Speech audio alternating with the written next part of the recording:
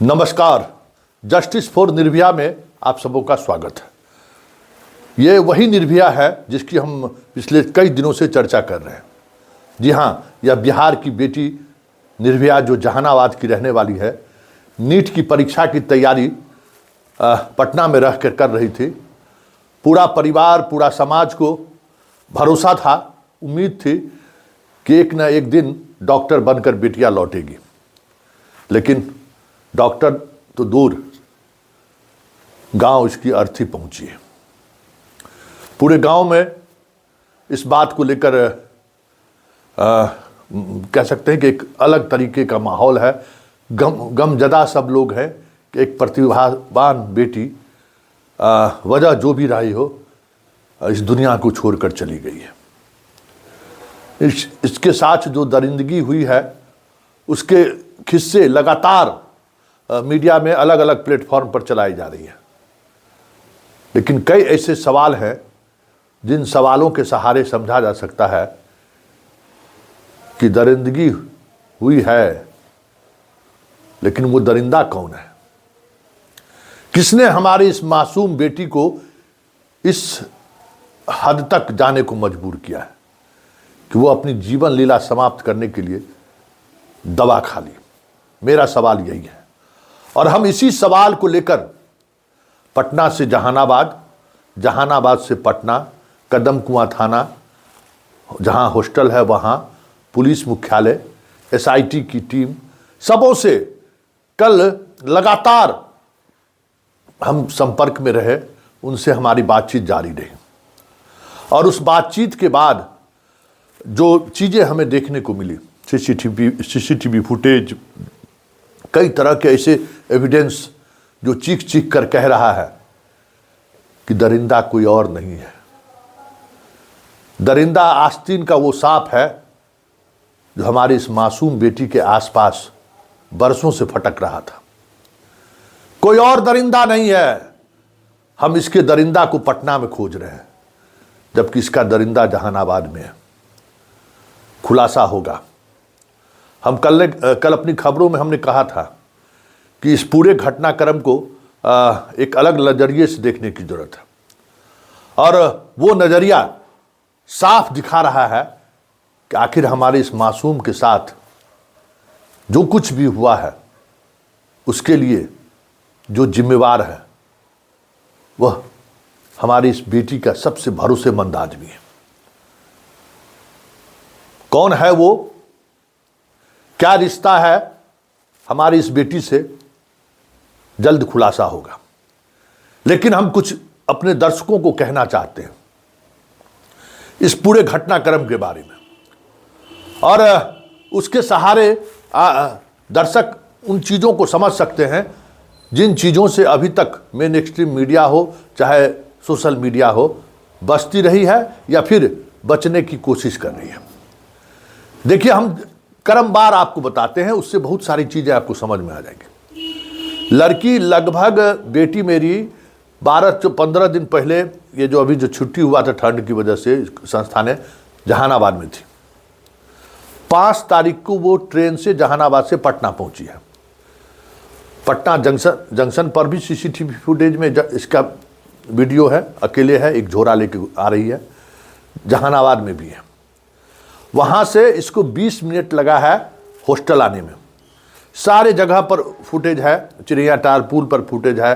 जो scooter tempo पर ये बैठी है, उस टेम्पू में अकेले है, कोई इसके साथ नहीं है।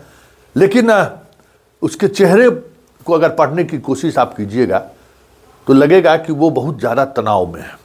वजह जो भी रहा हो, वो तनाव में थी। हॉस्टल पहुँचती है, हॉस्टल में वो सामान रखती है और उसके बाद वो 2 बार, 1.5-2 घंटे के अंदर में 2 बार वो हॉस्टल से बाहर निकलती है। देखिए, जहाँ तक ये कहा जा रहा था कि हॉस्टल में सीसीटीवी नहीं है या हॉस्टल में सीसीटीवी फुटेज को लेकर सारा कुछ मैनेज हो गया है, डिलीट कर दिया गया है, ये पूरी तौर पर भ्रामक वाली खबर है। जरा इस वीडियो को गौर से देखिए। कल एडीजी कमजोर वर्ग और आईजी पटना जो एसआईटी के चीफ है, जब वहाँ गए तो इनको दिखा रहे हैं कि कहाँ कहाँ सीसीटीवी लगा हुआ है। 3 सीसीटीवी लगा हुआ है, 2 हॉस्टल के अंदर और एक हॉस्टल आने के रास्ते में। जरा गौर से सुनिए, इन दोनों अधिकारी के कन्वर्सेशन को अगर आप गौर से सुनिएगा तो उसमें बता रहा है कि कहाँ से कहाँ सीसीटीवी है। जरा सुनिए, गौर से सुनिएगा।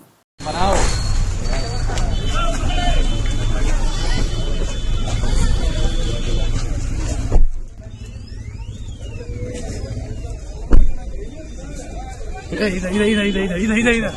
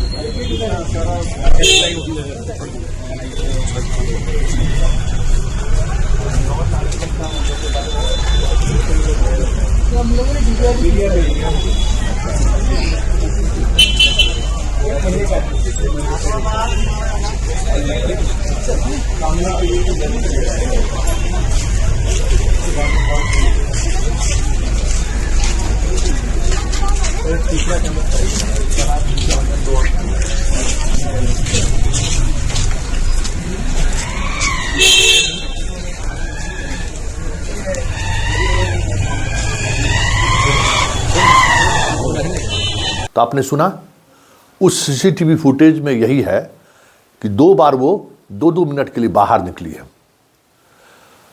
पटना के किसी भी मेडिसिन की दुकान पर ये दवा नहीं ली है, पहली बात।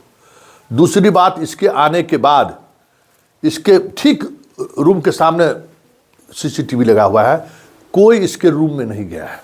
पूरी रात से लेके जब तक गेट तोड़ा गया है तब तक इसके रूम में कोई एंट्री नहीं है।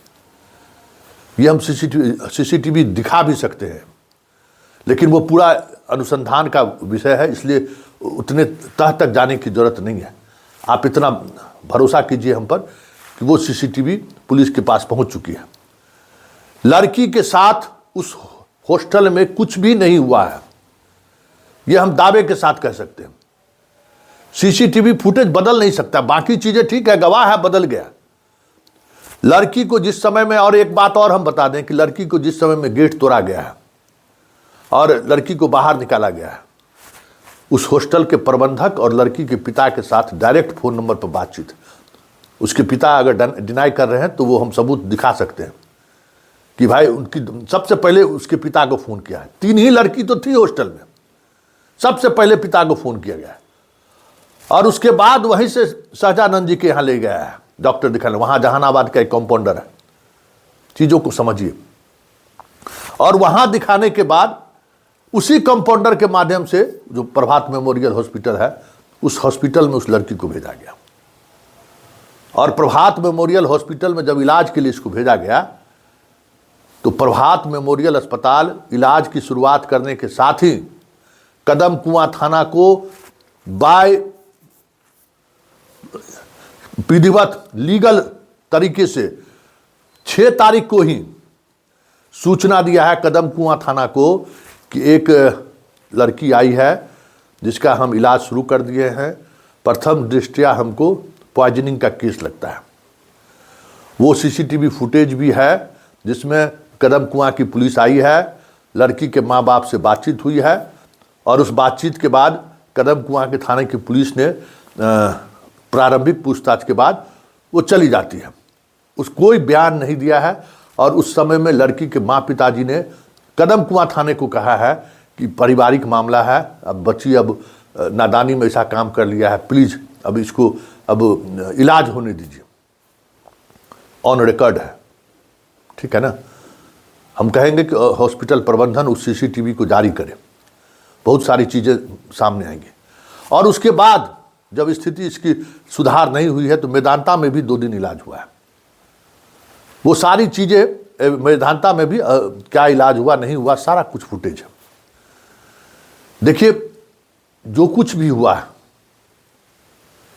निर्भया के साथ, जो कुछ भी हुआ है जहानाबाद में भी हुआ है, में ही हुआ है, ये हम दावे के साथ कह सकते हैं। जहानाबाद से पटना आने के क्रम में, पटना आने से हॉस्टल पहुंचने तक में और हॉस्टल के अंदर जो सीसीटीवी फुटेज उपलब्ध है उसके अनुसार हॉस्टल के अंदर इसके साथ कुछ ऐसी ज्यादती हुई हो, इसका कोई साक्ष्य पुलिस के पास उस सीसीटीवी फुटेज, और ऐसा भी नहीं है कि वो सीसीटीवी कभी बंद रहा है, वैसे उसकी भी फॉरेंसिक जांच हो रही है। उसमें अगर मान लीजिए तकनीकी कुछ हेर फेर करने की कोशिश हुई होगी तो वो भी बात सामने आ जाएगी।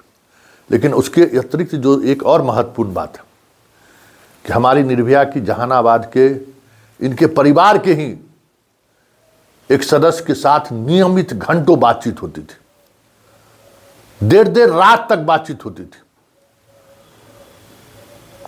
क्या बातचीत होती थी, हमें लगता है कि वहाँ SIT पहुंची हुई है, उनसे कभी भी पूछताछ होगी और करीब वहीं से जुड़ेगा। क्योंकि कुछ भी हो, हमारी भतीजी हो, भगनी हो, मौसी की बेटी हो, कोई भी हो, हम सबों में इस तरीके का रिश्ता नहीं होता है कि रात के हम 2-2 बजे तक बात करते रहे। भाई बहन है ना भाई, मामा भेगना है ना, मामा भेगनी है ना, चचा भतीजी है ना, क्लोज इस तरीके के जो रिश्ते होते हैं, उस रिश्ते में कभी कोई चाचा अपनी भतीजी के साथ देर रात तक बात करता है क्या? कोई मामा अपनी भगनी के साथ देर रात तक बात करता है क्या? कोई मौसा अपने बहन के बेटी के साथ घंटों बात करता है क्या? ऐसा, ये तो अस्वाभाविक चीज़ें लग रही हैं। तो इस तरीके के फ़ोन कॉल्स पर पुलिस लगातार काम कर रही है और पुलिस को उसके मोबाइल के डाटा रिकवरी को लेकर जो कार्रवाई होती है, वो कार्रवाई भी अंतिम चरण पे है। इसलिए इस घटना की जांच तो हो ही रही है, साथ ही अब इस घटना के एक नई तरीके का एंगल भी सामने आ रहा है, उस एंगल पर भी पुलिस काम करे। लेकिन बड़ा सवाल ये है कि अगर बेटी घर में सुरक्षित नहीं रहे तो फिर कहाँ सुरक्षित हो सकती है? सवाल ये है ना, हम अपनी बेटी को एक भरोसा के साथ बाहर भेजते हैं, हम अपने रिश्तेदार नातेदारों के साथ बाहर भेजते हैं कि बेटी मेरी सुरक्षित रहेगी। अगर चाचा ही बलात्कारी निकल जाए, बाप ही बलात्कारी निकल जाए, भाई ही बलात्कारी निकल जाए, मामा ही बलात्कारी निकल जाए, मौसा ही बलात्कारी निकल जाए, तो फिर लड़की कहां सुरक्षित रह सकती है? भाई आप ये सोच लीजिए, कहां हम जा रहे हैं? हम दुनिया से क्या सुरक्षित रखेंगे जब परिवार के लोग ही अगर इस हद तक गिर जाए तो? इस घटना में कई तरह के आयाम हैं, जिन आयामों पर पुलिस जांच कर रही है। और दोषी जो भी हो, दरिंदा जो भी हो, कार्रवाई तो होनी चाहिए, क्योंकि इस मासूम के साथ बहुत ही दरिंदगी से लोगों ने पेश आया और उस दरिंदगी की सजा तो मिलनी चाहिए, चाहे वो कितना भी रसूख बड़ा आदमी क्यों ना हो। अगर वो MLA है, जिस MLA की चर्चा मीडिया वाले कर रहे हैं, तो उस MLA का नाम सार्वजनिक होनी चाहिए। और आज के तारीख में बिहार में कौन ऐसा MLA है जो केस को प्रभावित कर देगा और मीडिया को प्रभावित कर देगा? ईंट से ईंट बच जाएगा भाई, करिए, उसको एक्सपोज कीजिए। अस्पताल की अगर जिम्मेवारी है, अगर अस्पताल ने, जो हम कह रहे हैं कि कदम कुआं थाना को अस्पताल ने अगर सूचना नहीं दी है तो अस्पताल पर FIR दर्ज होनी चाहिए, क्योंकि उसकी यही जिम्मेवारी है। वो इलाज के दौरान जहर देता है या मधु देता है, इसके लिए मेडिकल काउंसिल ऑफ इंडिया है, पुलिस अपना जांच करेगी। लेकिन अगर कोई इस तरीके का मरीज पहुंचता है तो उसकी पहली जिम्मेवारी है कि थाने को सूचना देना। क्या उसने सूचना दी है कि नहीं दी है? हमारे लिए बड़ा सवाल ये है। क्या लड़की के पिताजी को और लड़की को माँ को और लड़की के मामा को, मौसा को, सारे लोगों को ये जानकारी नहीं थी? पुलिस, और फिर मैदानता में जब डेथ हुआ तो लड़की को आप निर्भया को लेकर चले गए आप गुलबी घाट दाह संस्कार करने के लिए। क्या आप कहने वाले हमें कह गए कि इतना दबाव में था, पुलिस कह रही थी जल्दी से अंतिम संस्कार कर दो? हो सकता है पुलिस कह रही है, लेकिन जब पुलिस आपके पास पहुंची, कदम कुआं थाने की पुलिस, ऐसा भी नहीं हो सकता। ऐसा अब जो मीडिया वाले या बाकी जाति बिरादरी के लोग जो अब सड़क पर हैं, हम लोग सड़क पर हैं, एक फोन कॉल आता तो हड़कंप मच जाता। फोन करने की स्थिति में भी उनके पिता मां नहीं थे, कि एक मीडिया वाले, और जहानाबाद और पटना में दूरी कितना है भाई, पूरा जहानाबाद उठ के चला आता। तो ये सारी चीजें ऐसी हैं जो कहीं न कहीं पूरे अनुसंधान को उलझा दिया है। खैर, दोषी जो भी हो, एक एक को चुन चुन कर सजा मिलनी चाहिए। और हम सबों का धर्म यही है कि इस निर्भया के न्याय में हमें सियासत नहीं करनी है, हमें जात धर्म मजहब नहीं देखना है।